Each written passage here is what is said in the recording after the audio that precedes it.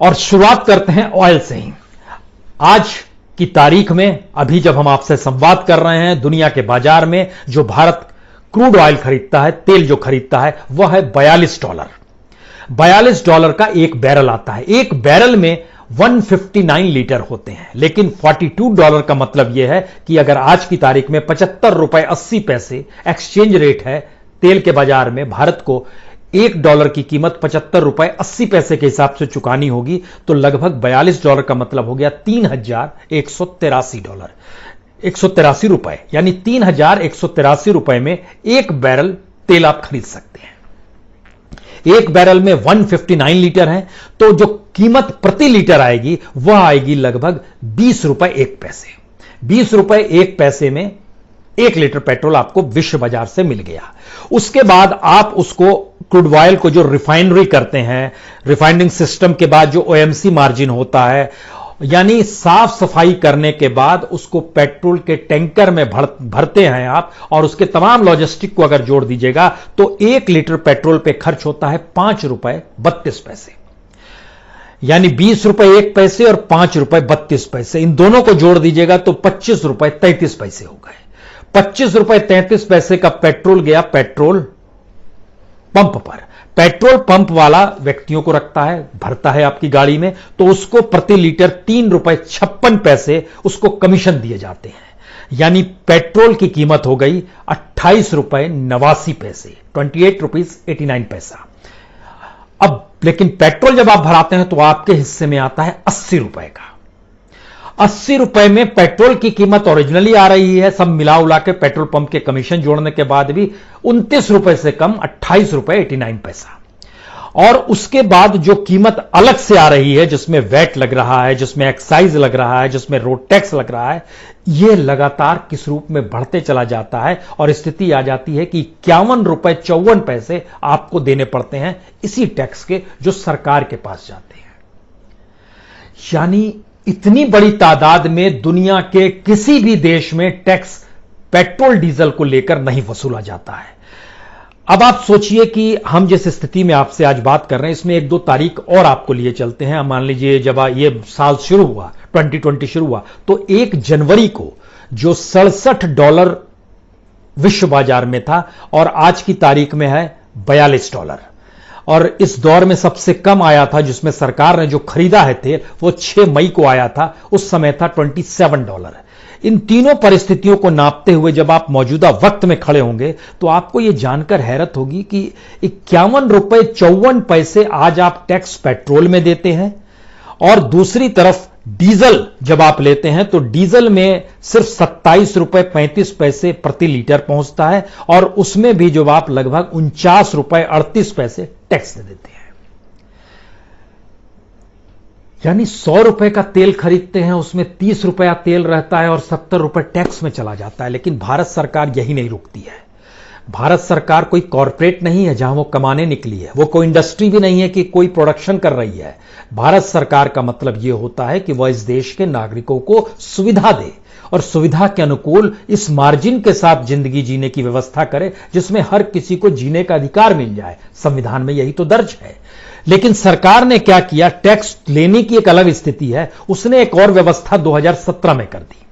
उसने कहा कि लगभग 10% इथेनॉल जो है हम 1 लीटर पेट्रोल में मिलाएंगे।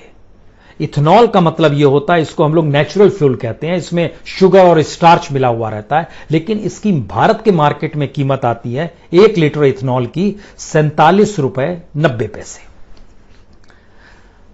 अब आप सोचिए कि उस ₹47.90 इथेनॉल है और पेट्रोल आप खरीद रहे हैं ₹80। अब इन दोनों की स्थिति को समझने की कोशिश कीजिए। जब आप 1 लीटर में 10% इथेनॉल मिलाते हैं तो इसका मतलब यह हुआ कि अगर आपकी गाड़ी में 30 लीटर का टैंक है, 30 लीटर के टैंक में आपने 27 लीटर पेट्रोल भराया, 3 लीटर एथेनॉल भराया। अच्छी बात है। इथेनॉल की कीमत हो गई 49.89 पैसा, 90 नहीं 89 पैसा है। इसको 3 से मल्टीप्लाई कीजिएगा तो आएगा 149.67, यानी 3 लीटर ₹149.67। और दूसरी तरफ 27 लीटर जो पेट्रोल आपके इसमें हिस्से में आ रहा है, उस 30 लीटर में से उसको जब 80 से मल्टीप्लाई कीजिएगा तो आएगा ₹2160। दोनों को मिला दीजिएगा तो आएगा 309.67 रुपए, लेकिन आप दे रहे हैं 2700 रुपए, क्योंकि 80 रुपए के हिसाब से 30 लीटर लिया गया। यानी यहां भी सरकार ने अपने तौर पर 300 रुपए 33 पैसे कमा लिए। सरकार अपनी कमाई के उपाय लगातार कर रही है, यह आप दिमाग में अपने जहन में बात रखिएगा। और उसके बाद समझिएगा कि जब इन बातों का हम जिक्र कर रहे हैं तो आपके जहन में आएगा क्या पहली की सरकारों ने ऐसा नहीं किया। पहली की सरकारों पर भी आते हैं, खासतौर से नवंबर 2014 आते हैं। तब तक मौजूदा मोदी गवर्नमेंट जब सत्ता में आ गई थी 2014 में, तब तक उसका ध्यान पेट्रोल डीजल पर नहीं गया था। पहली बार नवंबर में ही गया था। नवंबर 2014 में जो एक्साइज ड्यूटी थी पर लीटर वह 9.20 रुपए थी पेट्रोल पर, और डीजल पर थी 3.46 रुपए। दोनों स्थिति आपने देख ली। उसके बाद पहला झटका सरकार ने 2017 में दिया, जो 9.20 रुपए प्रति लीटर एक्साइज था उसको बढ़ा के कर दिया 21.48 रुपए। यानी 2017 में कमाल हो गया, लगभग 2.5 गुने से ज्यादा। और डीजल में तो और कमाल हो गया, 3.46 रुपए जो एक्साइज टैक्स था वह 2017 में बढ़कर अगस्त 2017 में 15 अगस्त लाल किला प्राचीर जी 17.33 रुपए पर पहुंच गया। यानी डीजल और पेट्रोल की कीमत लगभग एक बराबर आने की शुरुआत 2017 में होती है। और मई जो लास्ट महीने का जब ये जानकारी आई, उसमें 6 मई को सरकार ने बढ़ाकर एक्साइज ड्यूटी कर दी 32.98 रुपए। इसमें रोड सेस भी जोड़ दिया गया। सड़क पता नहीं बन रही है नहीं बन रही है, सड़क की जरूरत अभी है नहीं है, लेकिन उसका सेस सरकार ने लेना चाहा और 32.98 एक्साइज ड्यूटी हो गया। तो 2014 में 9 रुपए था, यहां 32-33 रुपए हो गया। डीजल में 3.46 था, वो बढ़कर 31.83 हो गया। इसी तरीके से वैट भी बढ़ा है।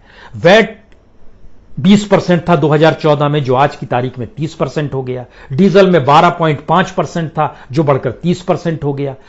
अब इसका असर क्या है और सरकार की कमाई क्या है और उस पैसे का क्या उपयोग हो सकता है, हम इस पर भी आए। उससे पहले एक चीज और जान लीजिए, इस देश के भीतर में डीजल इंडस्ट्री लगभग खत्म हो गई।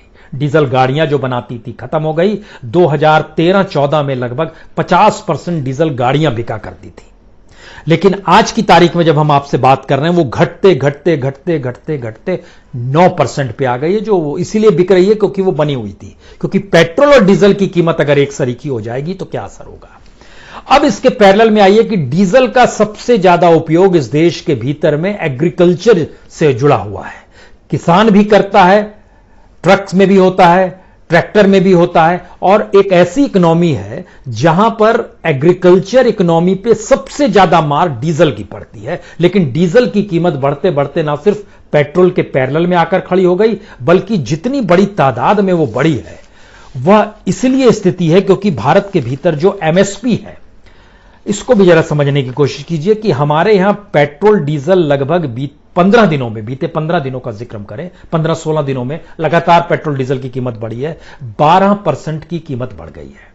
लेकिन साल भर में जो धान का एमएसपी है वो 2.9% बढ़ा है, ज्वार 2.7% बढ़ा है, मक्का 5% बढ़ा है, मूंग दाल 2% बढ़ी है, अरहर दाल 3.4% बढ़ी है, सोयाबीन 4.5% बढ़ा है। उसकी तुलना में पेट्रोल डीजल 12% बढ़ गया।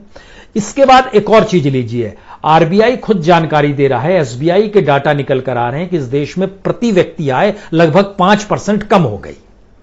अब अगर प्रति व्यक्ति आय कम हो गई और उसकी जिंदगी जीने की जिन गाड़ी को चलाना है डीजल पेट्रोल के जरिए, उसकी कीमत में बीते 15 दिनों में 15% से ज्यादा का इजाफा, 12 से 15% इजाफा हो रहा है। और अगर 4 साल का जिक्र कर रहे हैं तो वह दुगने से ज्यादा का इजाफा टैक्स के जरिए हो रहा है। तो फिर जिंदगी पे कैसे असर पड़ेगा, पहली बात यह हुई। इसके बाद दूसरी स्थिति यह है कि सरकार का ध्यान क्या वाकई सिर्फ अपनी कमाई पर है। तो हमने यह जानना चाहा कि सरकार कितना कमा लेती है जब वो पेट्रोल डीजल की कीमत को बढ़ाती है, तो उसके हिस्से में कितना पैसा आता होगा। यह जानकारी अलग अलग तरीके से आई। और ऐसा भी नहीं है कि पहले सरकार नहीं कमाती थी, कमाती थी, लेकिन अभी की तुलना में बहुत कम। जैसे सेंट्रल गवर्नमेंट जब मनमोहन सिंह की सरकार थी, आखिरी वक्त में जब चल रही थी, वो 90 से 99 हजार करोड़ रुपए एक साल में कमाती थी, जो उसको एक्साइज के जरिए मिल जाता था। एक्साइज प्लस टैक्स ले लीजिए। लेकिन 2017 में यह बढ़कर 2,72,000 करोड़ हो गया। यानी 99,000 करोड़ से बढ़कर 2,72,000 करोड़ की कमाई एक्साइज सर्सेस के जरिए सेंट्रल गवर्नमेंट की होने लगी। और वेट तो अलग से है जो स्टेट गवर्नमेंट का है। और ये बढ़ते बढ़ते स्थिति ये आ गई कि जो एक दुनिया की जानी मानी कंपनी है केयर रेटिंग, उसके इकोनॉमिस्ट है मदन सबनविस, उन्होंने जानकारी दी कि तकरीबन सरकार जो है हर साल 5.5 लाख करोड़ रेवेन्यू उसको सिर्फ तेल से होता है। 5.5 लाख करोड़, और उसमें सेंटर के हिस्से में आता है 3 लाख करोड़ और स्टेट्स के हिस्से में आता है 2.5 लाख करोड़। अब आप सोचिए कि अगर 3 लाख करोड़ हम यही मान